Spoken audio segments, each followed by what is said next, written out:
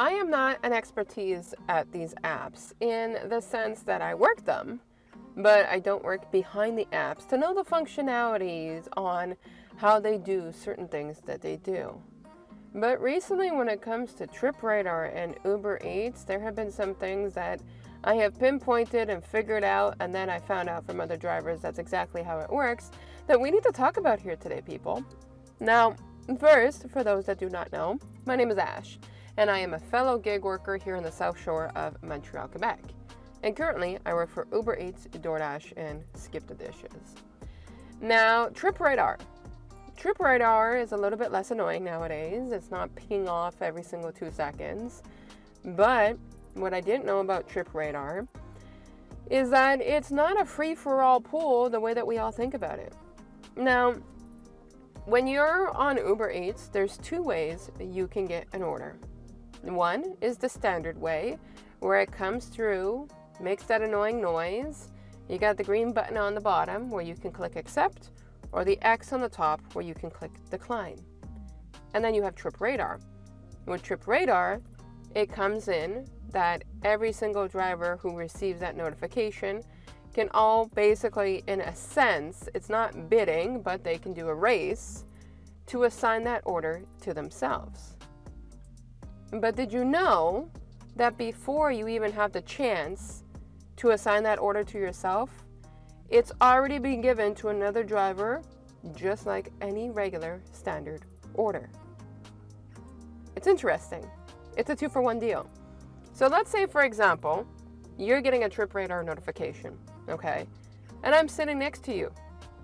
I could be on Uber Eats, you're on Uber Eats.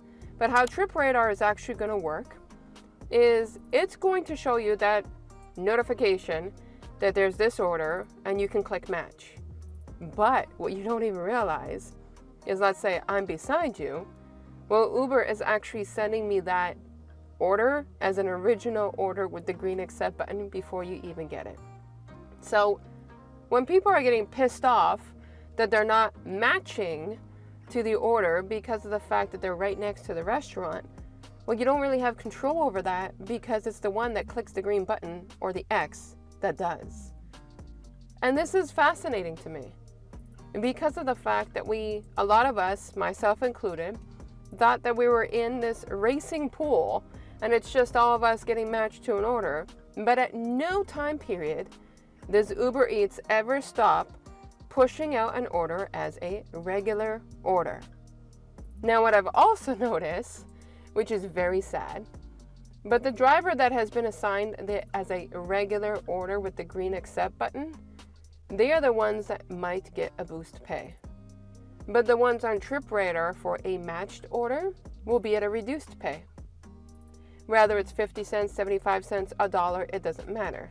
They're really going to try to push for the original driver to click the green button of accepting it, rather than giving that incentive offer to somebody on TripRadar. Now, why does Uber do that? I have no idea. Why would you make it that the person beside you can get it for a higher price, but everybody else in the same pool can't?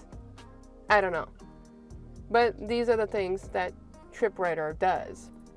And I found this out because I hang out with other gig workers as I'm doing deliveries at specific restaurants, and we're sitting there and we're chatting, and when my phone goes off, their phone goes off, and then we realize with TripRadar, when somebody was trying to match on TripRadar, but it was a double pizza order, I got the double pizza order first, he didn't, and then we realized that it's because how TripRadar works. Now, again, I am not an expert at these apps. I post videos as I learn things and I try to help other drivers. But that one is interesting to know. And I don't find it's really schemy of Uber to do. I find it's really smart, actually, because you want to prioritize it to the driver that's going to accept it first. But then we're all cussing and swearing because they're like, oh, fuck, Uber, you didn't match me to the order. I was right next to it.